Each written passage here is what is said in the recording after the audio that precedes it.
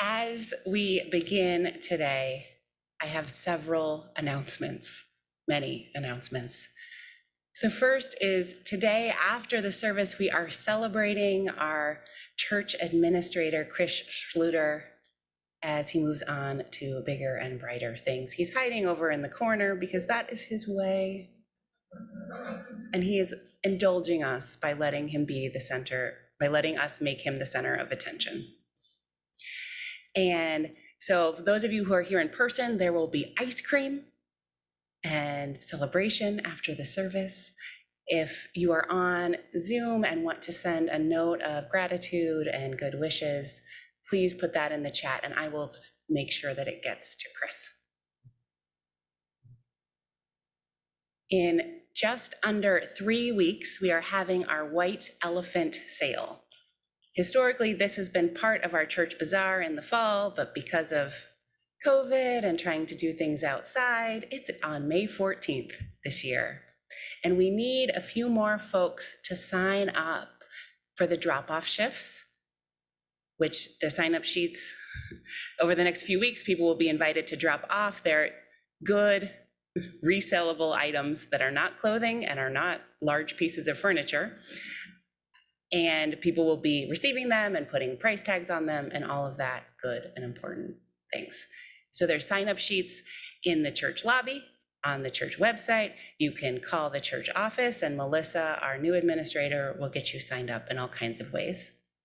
We also need folks to sign up for the setup shift. Because this is outside, we can't stage it long in advance like we were used to. So that begins at 7 a.m. on Saturday, May 14th. I will be there. I hope some of the rest of you will be there. We'll be using trucks to load and move things from inside our building to out onto the parking lot and grounds. Rochelle sent me a very detailed announcement about exactly what that work is, but talk to her if that's what you need. They've asked for 12 people, and if you can't get there at 7, but can at 7:30 or can at 8, we still need you. So come, sign up. You can sign up in all the same ways. And finally, I just want to appreciate our White Elephant team who has brought us this far, who have been working on this for months. Donna McClurkin, Colleen Van Slambrook, Karen Friedel, Lori Rupi, Lois Loeffler, and Sandy Steele, and Rochelle too. They are incredible.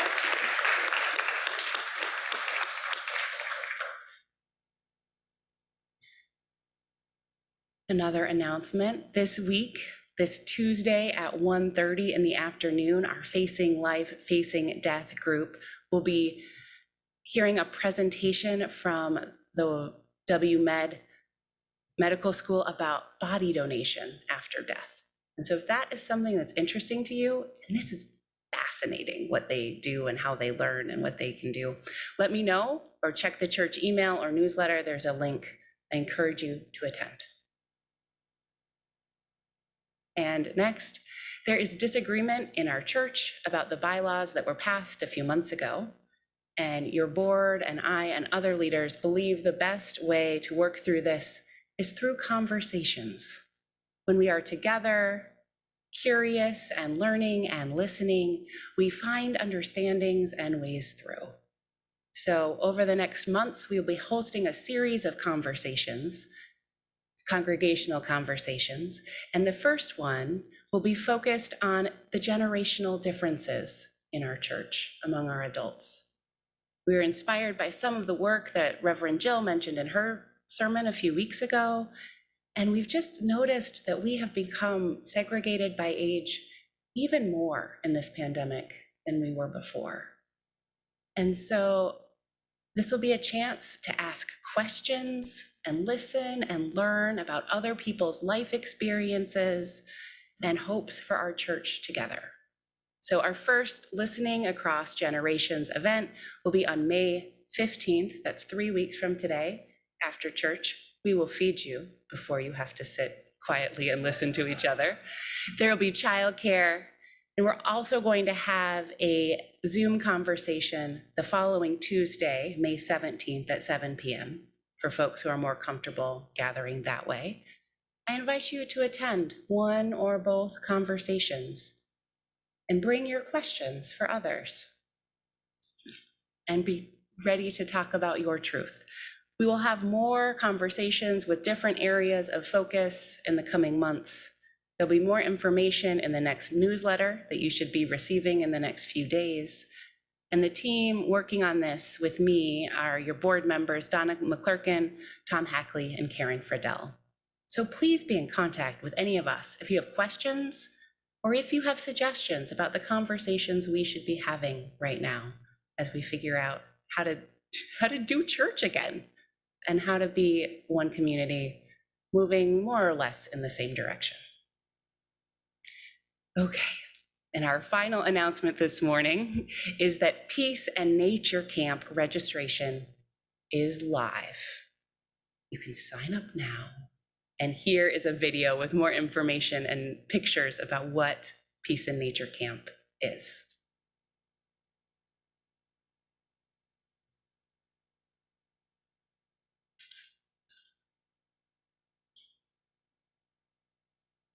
Nature is cool, the forest is my classroom, the earth is my school. Trees are my teachers, animals are my friends, and on this school all life depends. I love nature, nature is cool.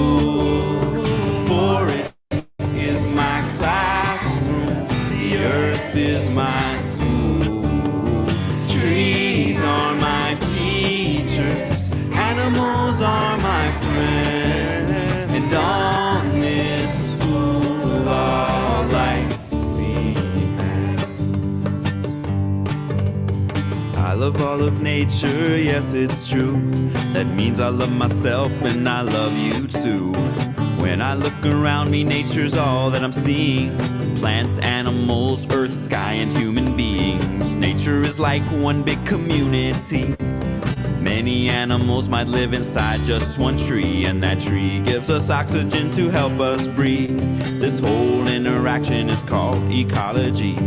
I love nature, nature is cool. The forest is my classroom, the earth is my school. Trees are my teachers, animals are my friends, and on this school all life depends. I love flowers, they are so pretty. I love them in the forest and I love them in the city. And I love mushrooms too, on a pizza or in salad. But my favorite place for mushrooms is right here in this love ballad. I love children and I love H2O. And children who love nature can help the rivers flow by protecting habitats like wetlands and wet meadows. When we work together we can all help nature grow. So I love nature, nature is cool. The forest is my classroom, the earth is my school. Trees are my teachers, animals are my friends, and on this school all life depends. So let's love nature right now with all our hearts. That's right, this present moment is a great place to start. We don't need any money, it might take a little time. We need to open up our arms, hearts, mouths, and minds, so we can see the gifts Mother Nature can bring. When we learn to appreciate it, it makes us want to sing. And when we are smiling and singing our song, other people hear us and they want to sing along. They sing, I love nature, nature is cool. The forest is my classroom, the earth is my school. Trees are my teachers, animals are my friends, and on this school all life depends. Upon this school all life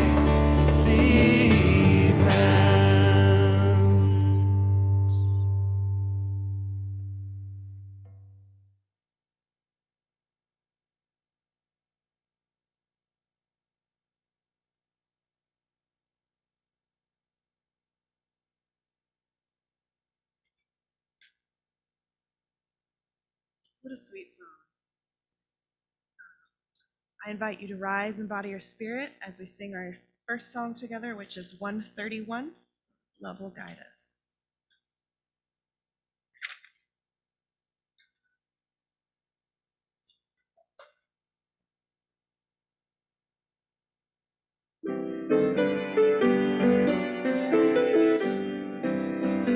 Love will guide us, peace has tried us, hope inside us will lead the way on the road from greed to giving. Love will guide us through the hard night.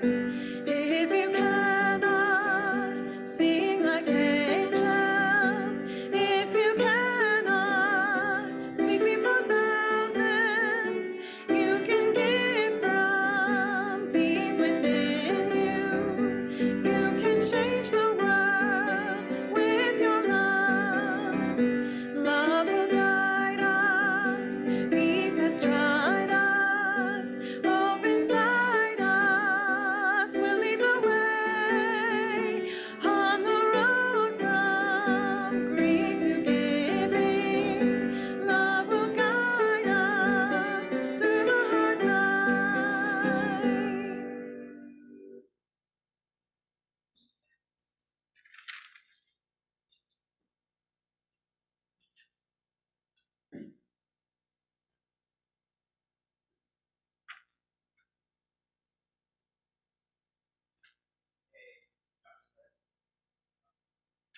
This by Sean Parker Dennison.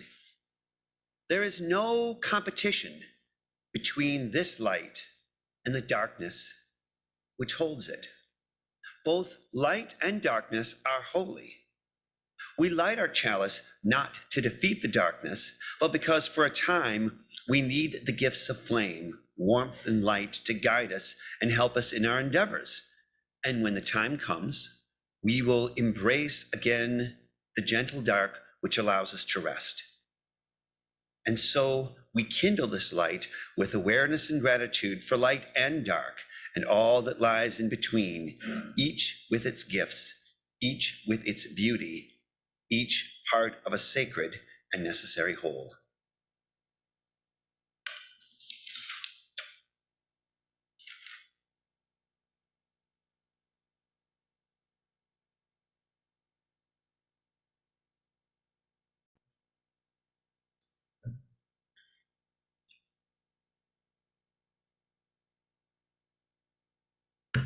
In addition to all of us gathered here, we have 26 among us on Zoom kindling flames within our Kalamazoo community and farther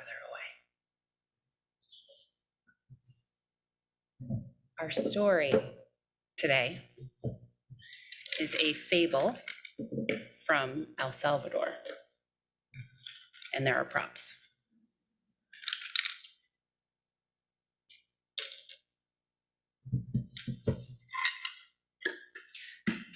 Things were not going so well in the toolbox.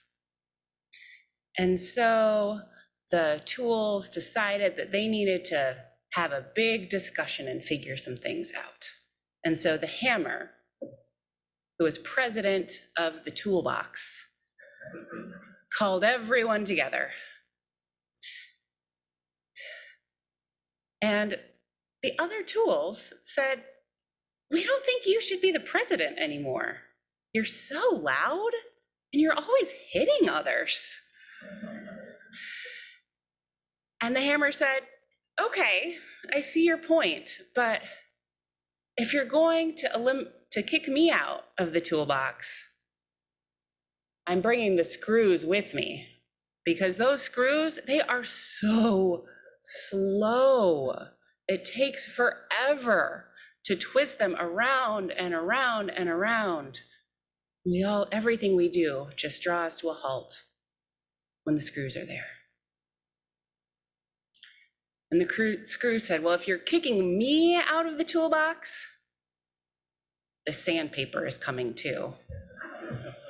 Because that sandpaper just always causes so much friction We just can't live with the sandpaper in our toolbox. They are so difficult. And the sandpaper said, well, if you're kicking me out, the tape measure definitely has to go. That tape measure is just so judgmental, always telling us if we measure up or not and expecting us to be a certain length. They're a perfectionist and I cannot deal with it. And before the tape measure could start making more accusations, the carpenter came in and started working on a project.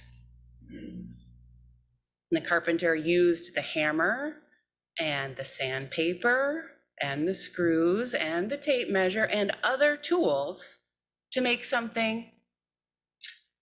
a little box. A box that none of the tools could have made on their own. And so when the carpenter left and took that box, the toolbox gathered together, and this time the pliers spoke and said, it looks like we might need each other to do this work. Now, I know that the hammer probably will still hit us, and the screws will always be among the slowest ones. And that sandpaper causes friction, but also eventually smoothness. And we might even need the tape measure and all their judgments to put together a box or anything else that the carpenter might want to build. And so they decided not to kick anyone out of the toolbox, but to try to figure out how to be together, even though everyone else was really annoying sometimes. And so they did. And that is our story.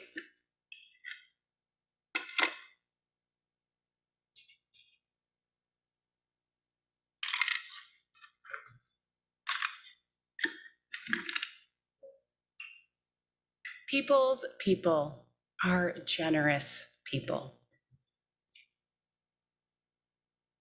I see that in all of them, or so many, running back to figure out how to pass the baskets right now, because we're still learning how to be church together. So in March, Diane Melvin and I took a class on adult religious education with other UU ministers and religious educators. And in that class, we discovered ways you are generous that we did not even know to appreciate you for, after hearing some stories from some other churches.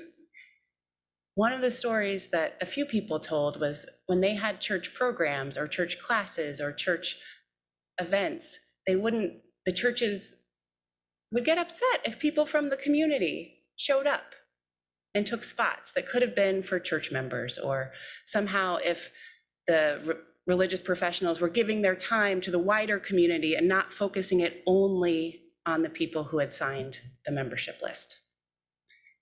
And you all are not like that. Diane Melvin has been leading a meditation and mindfulness class for years now, and about half the membership is people's people, and half is from beyond the church. And those beyond the church have found it really meaningful and grounding, and some have come into the church, and some will never come into the church, but are able to live more in line with their own integrity because of that class. And a few months ago, I was invited to give the invocation at the city commission meeting for the city of Kalamazoo. And I knew I didn't have to check with someone to see if I could use my time in that sort of way. And so earlier this month, I offered the prayer at the beginning of the city commission. It was all things you all have heard me say a million times about sources of reason and radiance and loving the part of the world they could reach. And it resonated for those folks. And now it's their backup invocation when their person doesn't show up, when the person they've invited. So it sits in the file for them to pull out when the clergy person they've invited doesn't make it, which I've heard is common, which kind of breaks my heart. And so our words that we say here are being said for our city leaders and resonating in the hearts of our city staff and our elected officials. And that matters.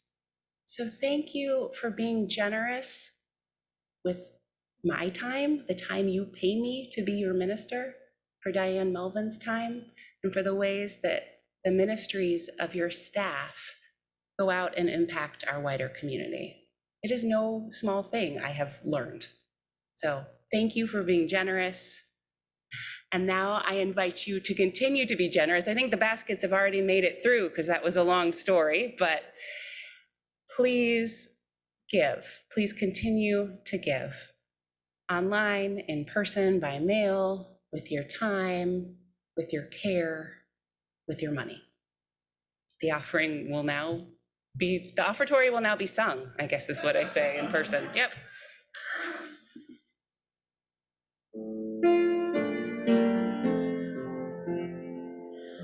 Our world is one world. What touches one affects us all. The seas that wash us round about, the clouds that cover us, the rains that fall. Our world is one world. The thoughts we think affect us all. The way we build our attitudes with love or hate we make, a bridge or wall. Our world is one world, just like a ship that bears us all, where fear and greed make many holes, but where our hearts can hear a different call.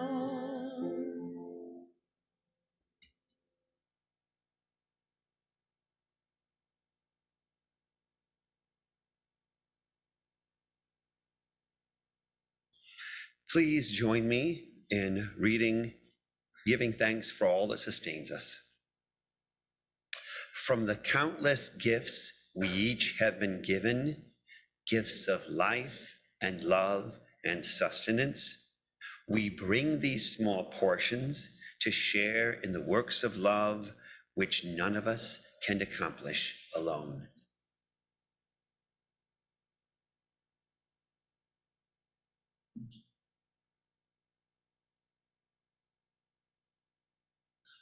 Of reason and radiance, sources of courage and compassion, keep watch with those who work or watch or weep this day. May the suffering be soothed. May the weary find rest. May the sick be tended. May the dying and those who love them find peace. And may the joyous be shielded. And may all of us know that we are wrapped in a love that surrounds us always, a web that connects us to all that exists.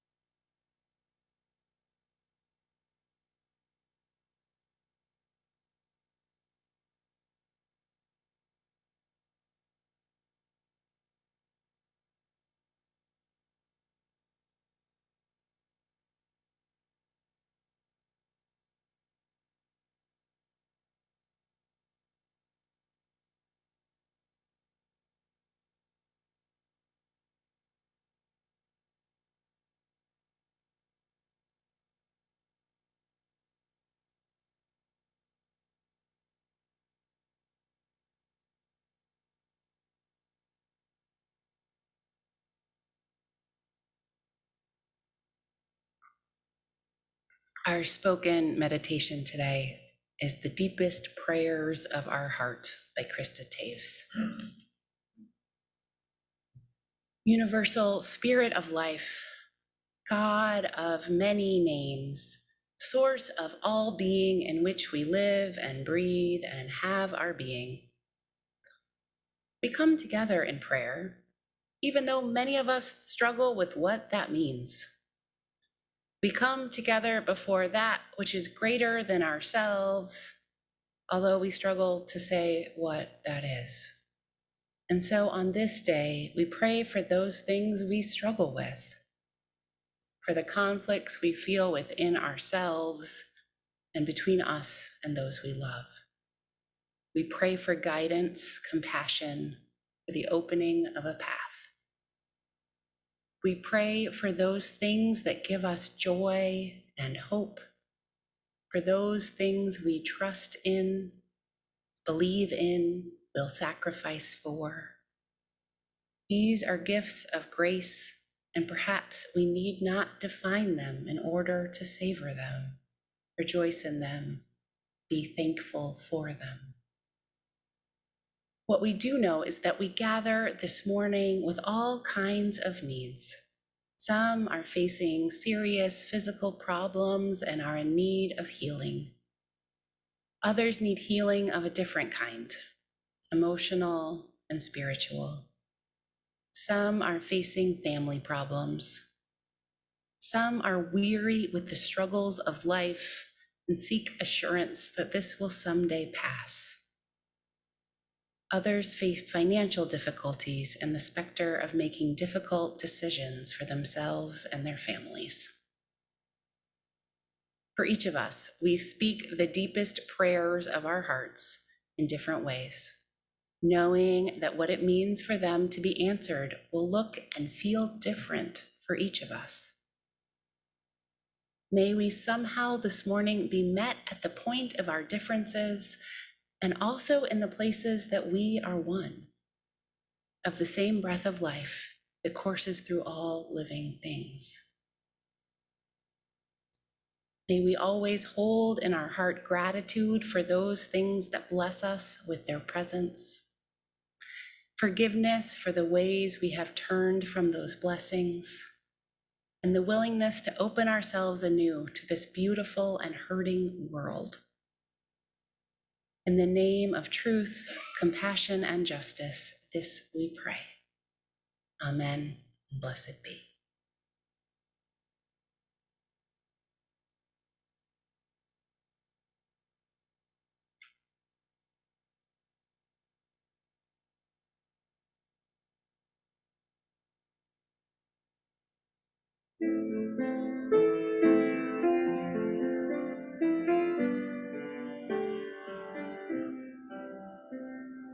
Spirit of life, come unto me. Sing in my heart all the stirrings of compassion. Blow in the wind, rise in the sea, move in the hand, giving life the shape of justice. Roots hold me close, wings set me free. Spirit of life, come to me, come to me.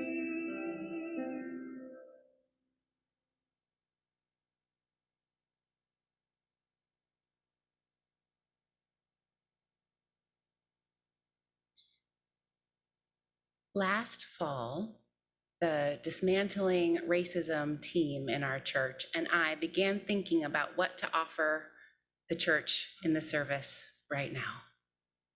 This team, April Schmidt, Lise Lottie, Missy House-Kurtz, Nadine Godin-Nisani, Susan Mordyke, Tim Kiefer, and me, generated many good ideas. And then, after the congregational meeting and continued conversations about the bylaws continued, we decided that focusing on navigating conflict might be what we need today. Of course, in the work of anti-racism, conflict comes, but it also comes inevitably in any community or any relationship. And for many of us, it's harder now to navigate conflict.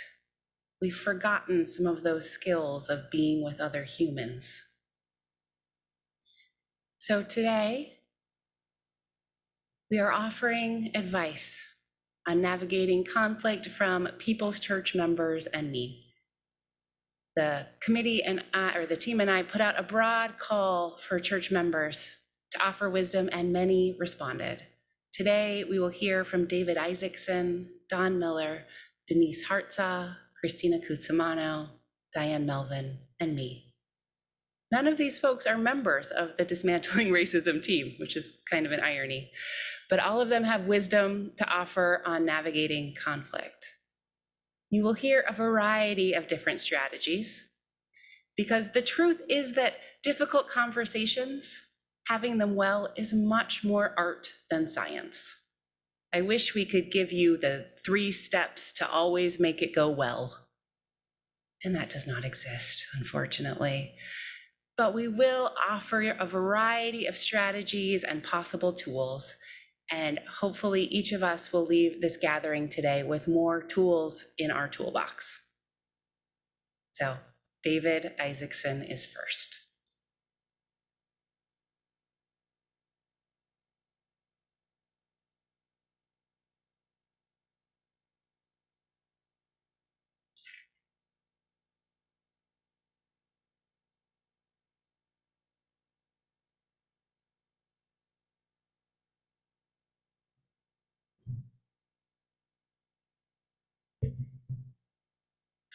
First of all, you may not all know it, this lady has a birthday today.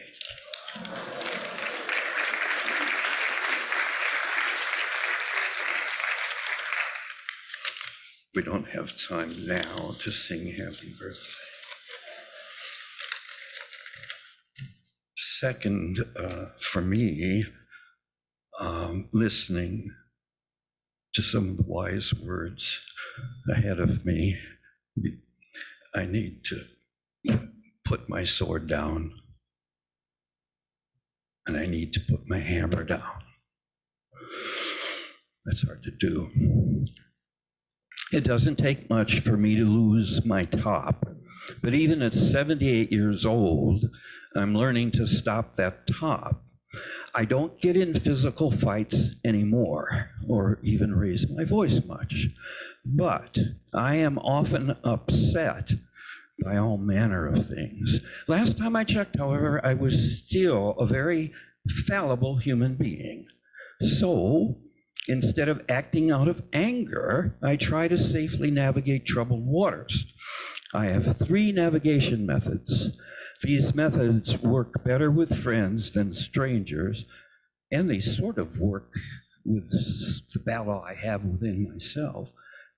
First strategy, I try to remember when I'm upset with someone that it doesn't help to act as if I not only know that I am right, but that my perceived enemy is wrong. My first difficult task is to attempt to change my perspective. If I'm seeking cessation of hostilities, I must try to think of an enemy as an opponent. But if I'm so upset that I think the person who disagrees with me is an unredeemable idiot, my first strategy is to change the subject. This is the path of least resistance. Instead of saying, aha, now I know you live in that basket of deplorables, I might say, what do you think about the Detroit Tigers this season? Levity often quiets troubled waters. I think that's why the book of Leviticus is so useful. But some subjects are just too serious for levity. My second strategy is to try to change hot words to neutral ones in an effort to have a logical argument rather than an emotional one. I'm a retired professor. So often this man doth profess too much. I am too practiced in the art of noxious condescension. So I try to persuade my opponent and myself to shift from the subjective to the objective. I still want to win the argument, of course, but I will get nowhere unless I know where my opponent is coming from. As John Stuart Mill insisted, you will never understand what you think you know until you understand what your opponents think they know. Maybe Socrates was wrong in saying our first duty is to know ourselves. Amend that to assert we cannot really know ourselves without understanding why an opponent thinks their arguments are better than ours. The last of my three strategies is by far the hardest, and that is to actually listen to the person you think you have a conflict with. Therapists and clergy and very sweet-minded laymen are good at this. The rest of us have to practice hard for this to work. Try to not interrupt an opponent. Then, when it's your turn to speak, don't speak your own truth at all. But briefly summarize what your opponent just said. This often will knock the other person's socks off, and even more clothing if you practice very active listening. This strategy is a learned behavior. If you really open your mind in a way that feels welcoming to your opponents, maybe they won't be opponents anymore. If you ask open questions, keep encouraging the other person to describe why they believe what they believe, sometimes a very strange thing happens. The other person returns the favor and imitates you in a benevolent way. And then, miracles, they might ask with respect and goodwill why you believe what you think you believe. If this respectful exchange takes place, the two of you may compromise, or at least learn something you never knew before. If this is to work, you have to want to try empathizing, which means being willing to lose yourself by inhabiting how someone else feels. Yeah, it is a gift to be simple. It is a gift to be kind. But we don't have to be saintly for this to work. In fact, saints don't cut it in this scenario. You really have to do more than feel someone else's pain. You must have the forbearance not to judge them at all. Wow. Easier said than done. But don't try to be a good listener if you want to congratulate yourself afterwards. I like to remember what Thoreau said. If I knew someone was deliberately coming to my house to do me good, I would run away as fast as I could.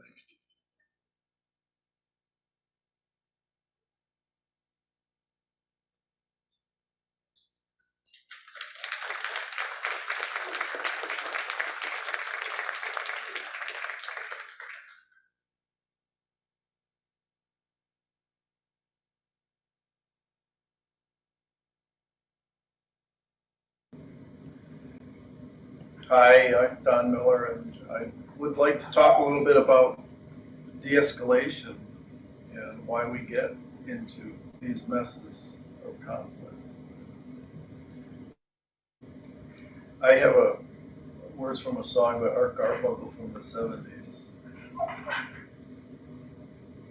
I bruise you, you bruise me, we both bruise too easily.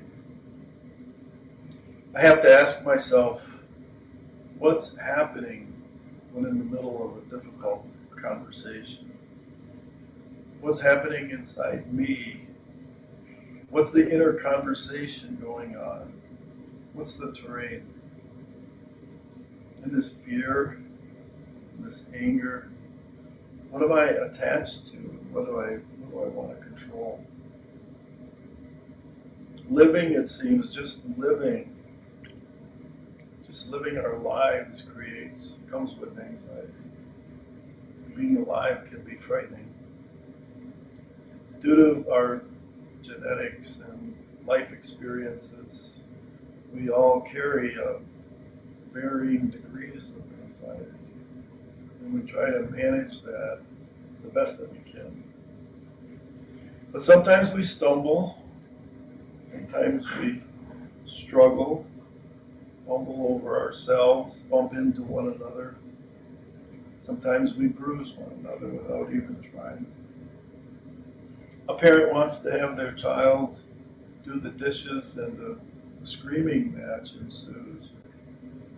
A teacher demands compliance in the classroom and the student ends up getting a referral to the principal's office. A fellow church member shares a truth that conflicts with yours, and a stand is taken and sides are drawn. Political parties spend all these precious resources, money and time, undermining one another. Know thyself, Plato or Socrates said, seems to be the imperative here. My advice to parents easily triggered into screaming matches with their children. My advice to this dog is, excuse me, it's so very simple. When you feel in your stomach that life seems out of control because of this other, and you feel the urgency to get your child to do the right thing, that's time to take a breath and work at managing yourself first. Work at creating this quiet place in you. And I have to work on this all the time. Creating this quiet place in myself. Anything else, controlling the other, hammering away with my argument over yours, that puts right relationship on the side, puts right relationship second to the having order, second to controlling, second to my truth. I like this poem by Rumi. Out beyond ideas of wrongdoing and right doing, there is a field, and I'll meet you there. Out beyond ideas of wrongdoing and right doing, there is a field. I will meet you there. Thank you.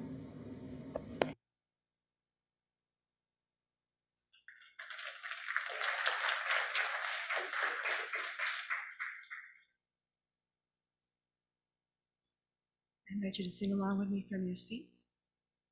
Your lyrics are in your order of service.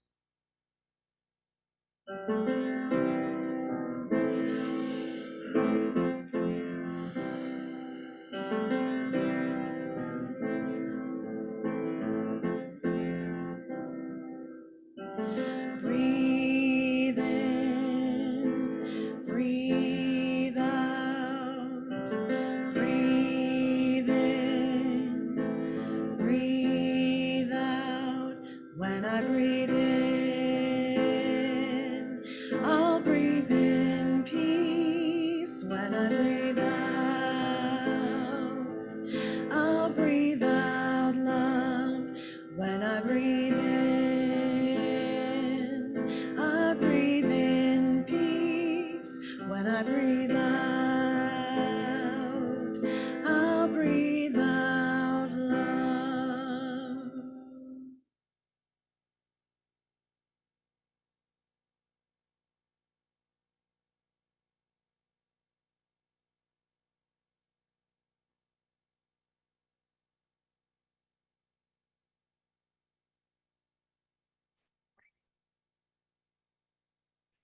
Hi, I'm Denise Hartzaw.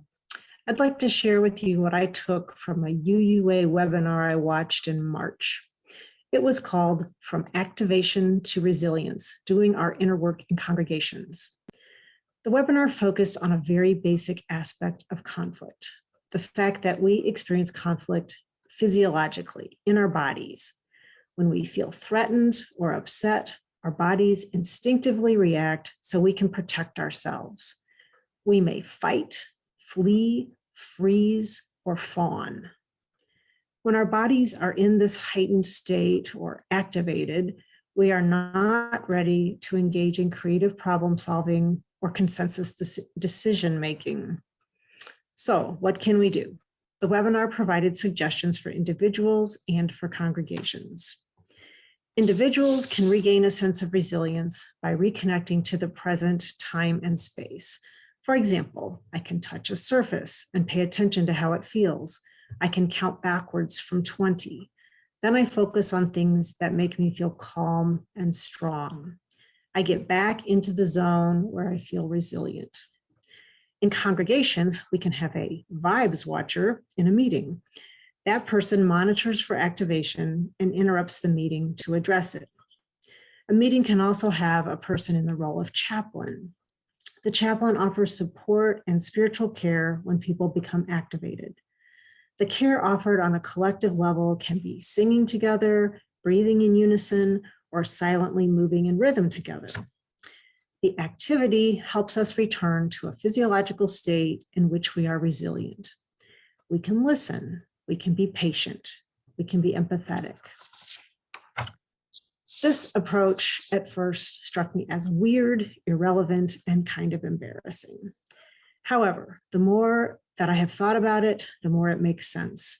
My experience is that mind, body, and spirit are intertwined. In hindsight, I now appreciate the times at Peoples when I have been led in collective breathing, singing, or rhythmic movement. I have learned that this is a crucial step for reducing activation and nurturing resilience.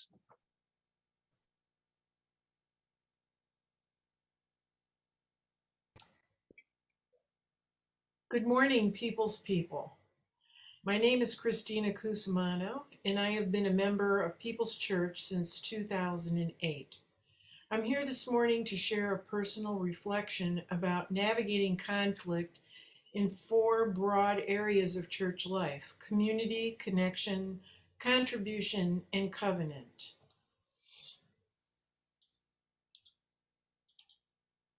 When I consider community, the upstream questions for me are: what is the story we want to tell? What's our vision and mission? If these statements are strong, powerful expressions of purpose and practice, or aspiration and perspiration, we won't need to insert a values proposition into the bylaws, where, in my opinion, they do not belong. If inclusion and radical belonging are what we want to be about, what would it look like to practice those ideals with the people who actually go to church here? If we got really good at it, the word would get out and go viral, and boom, no mandates would be required. How do we as People's Church define beloved community anyway? And how can we love each other into the best versions of ourselves? For as often as it is referenced, I don't see that language or any interpretation of Dr. King's terminology anywhere in our core documents. But it's the most compelling one we've got, I think. I believe the answers we might generate to those questions would bring us closer than we've ever been to Martin's dream. In considering contribution, I have observed that it's easy to share what I have financially or give time and energy to any program or practice already in place, but that's very difficult to have influence in making change, suggesting a departure from the status quo or any process for problem solving and decision making. It seems we're trapped in a top-down organizational structure with strategies and aspirations for something completely different. To whatever extent a shadow group has influence with church leadership and conducts business in a less than transparent way, I always wonder, is anyone else noticing? Are there some individuals that have more voice because of some preferred status not evident to the rest of us? Or are we choosing to abdicate responsibility by not speaking what is ours to share?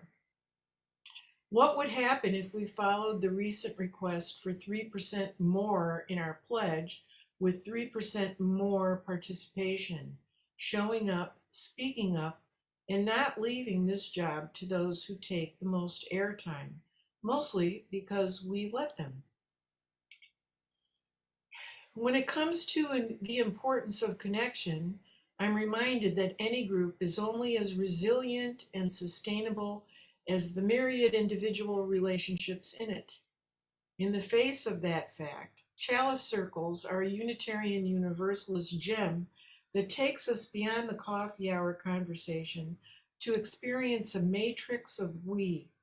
Chalice Circles help us practice what it is to be a covenantal religion and learn alternative ways of engaging beyond discussion and debate, or polarizing who's right and who's wrong thinking.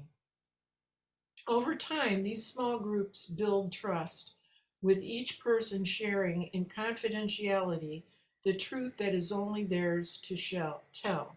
Their perspective, stories, hopes and dreams, joys and sorrows, without the risk of fixing, judgment, or competition. At their best, Chalice Circles help us to have a direct, felt experience of beloved community. Last but not least, covenant is a hallmark of Unitarian Universalism, yet it's my experience that this practice has been reduced to a perfunctory exercise at best at pupils. Covenant is not a box to be ticked, a one and done task, but a ritual which connects us to UU history around the country and the world with all those who participate. Covenants are a living, breathing, written expression of commitment, a means to set intention, clarify problems, solve problems and decision-making agreements, and set expectations for how we engage with one another. When thoughtful and relevant to the moment, revisited periodically for updates, and referenced as the guidelines they are meant to be, the covenant and the teamwork that it takes to create one can help us prevent conflicts before they start. Let's make it the first place we go when conflicts arise. Finally, the adage, time heals all wounds, is not a conflict resolution strategy. I find that most people I know think of on some level that if they wait long enough, a conflict will go away, or if they engage in masterfully coping by burying the hurt or resentment and pretending all is well, it will be. Avoidance behavior doesn't stand the test of time for couples or families, and it doesn't work for organizations or corporations either. I have witnessed an old wound come alive on more than a few occasions, yet I have never seen a covenant address the God language thing. Why is that? Conflict is inevitable and can bring about positive change, so the desired outcome isn't to prevent conflict, but return to wholeheartedness as soon as possible. I'm prepared to be amazed by what we can do together that we cannot do alone, not just financially as we recite on Sundays, but in every other way as well. Thanks for listening. See you in church.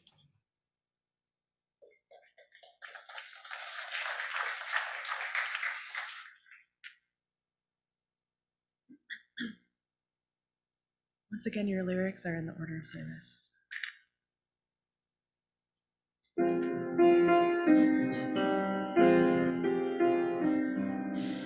Building bridges between our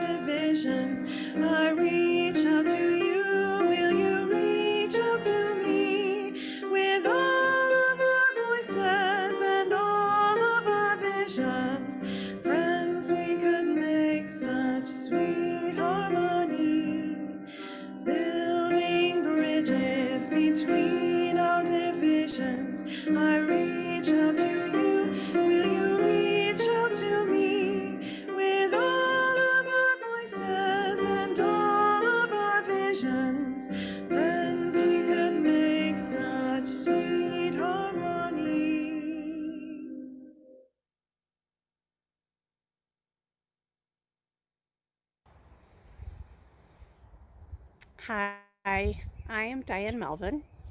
And when I find myself in a time of conflict with someone, I notice that my initial response is to talk louder and faster to convince them that I am right. It has taken years of practice and growing awareness to try and move past that initial reaction to respond more thoughtfully and skillfully to discord. I find that I have the most success at navigating conflict when I am able to invoke curiosity and deep listening skills, especially combined with a healthy dose of humility and compassion, both for myself as well as the other party. When I am able to successfully move through the fragility of my ego, my attachments to my opinions of being right, so that I am able to actually and truly hear and understand what the other person has to say without focusing on my defensiveness or my immediate responses, then I am much better able to understand their perspective. Remaining humble and curious, activating deep listening skills, trying to understand with compassion and affirm their feelings and their perspectives as valid, even when they are different than my own.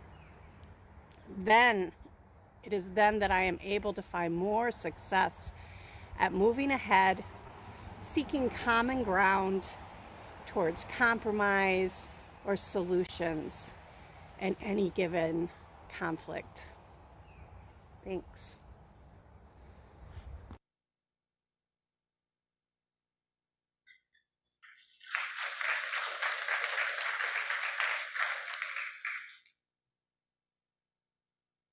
At the beginning of the week, I had a pretty long list of the things about conflict I wanted to tell you. And then all of these wise people stole most of my ideas and shared other things that I needed to hear. And so I'm left with just a couple of things today that no one else has said yet. And these are things that I have learned the hard way, and hopefully you will not have to. First, there is no statute of limitations for difficult conversations. You don't have to have them the moment you feel that you need to, or the moment that you have the first hurt. For too long, I thought that if I didn't kind of lean into the conflict the moment that erupted, I would lose my chance and just have to make peace with it. And that sense of urgency sometimes led me to speak before I had a chance to understand what I was thinking or feeling. And I spoke harshly and hurt others and frayed relationships. I would have done better if I had taken the time to pause. I've learned that you can say, hey, that thing you said yesterday, I want to talk about it. Or let's return to that conversation from last week. I forgot that those words existed, apparently. But if you live through the mess enough times, you figure it out. And so I've slowly learned that the intense reaction in the moment is a really useful signal and can be a teacher, but it doesn't have to lead me to do anything in that instant. I can take a time. I can take at least a few breaths and remember if that's something to do. I can find a way to pause and express myself better, listen better, and sometimes find a way through whatever it is that has arisen. Pausing for that minute, that day, that hour, that week helps me figure out what it actually is that I need to express and how to say it in a way that doesn't fray the relationship. And for my next piece of wisdom, our final piece for the day, I offer you the acronym that has saved my marriage my friendships, my ministry with you all, probably more times than I can count. And it is HALT. Hungry, angry, lonely, tired. I see a few nods. These are the conditions under which you should not try to have a hard conversation, if at all possible. Hungry, angry, lonely, tired. And so when I know that there's something I need to lean into, have a conversation that I might not feel excited to have, I ask myself, am I hungry, angry, lonely, tired? And if I answer yes to any of those, I deal with that first. I have a snack. I go for a walk to dissipate some anger. I decide to wait until the next day after a decent night's sleep. I connect with my sources of strength and joy. I don't always remember this, but everything is better when I do. And that is our wisdom for today. I hope you felt a kinship in all of us in the midst of the struggle as we all make mistakes as we do this. I hope everyone leaves with at least one more tool or strategy to try the next time you feel it in your body. I hope you feel less alone in this challenging work of being human in relationship with other humans. It is not easy. And now I invite you into whatever position helps you sing most comfortably. And for our final song, we'll be on a video.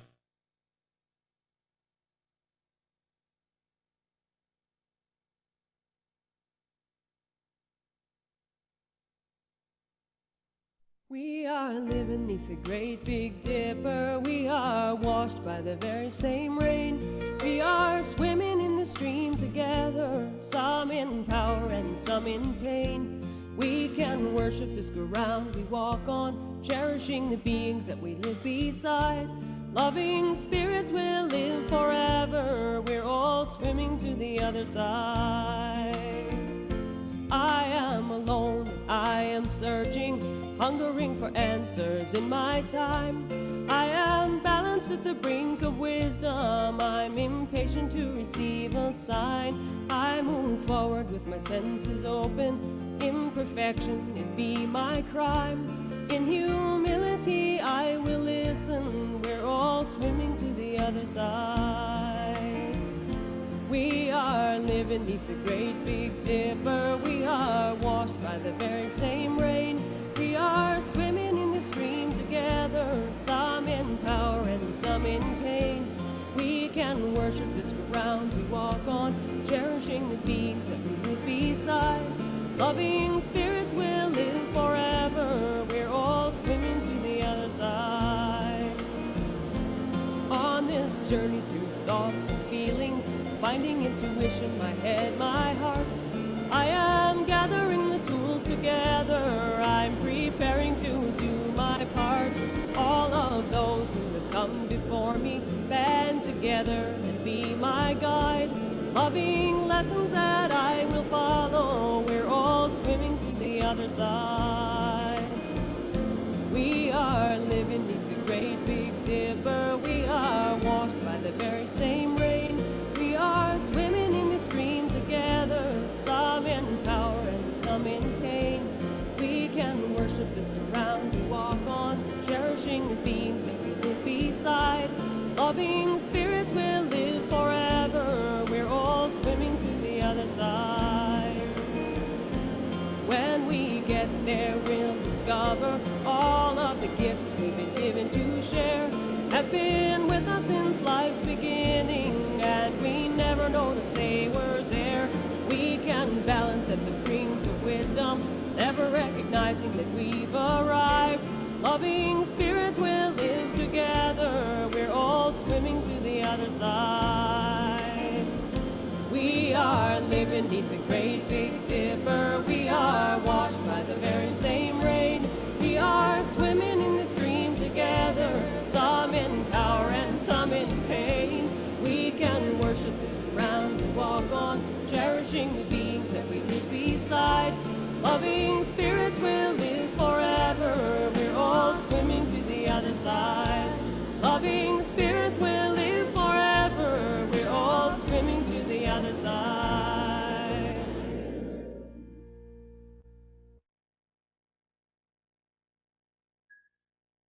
And now we pivot. Chris Schluter has served People's Church ably as our office administrator for 16 years through transitions and changes and building addition, all kinds of things. He has served this congregation with care, with dedication, with commitment, filling in all of these little gaps that we did not even know he was handling until he left. Thank you, Chris, for everything. And now our choir offers you especially, but all of us, a blessing.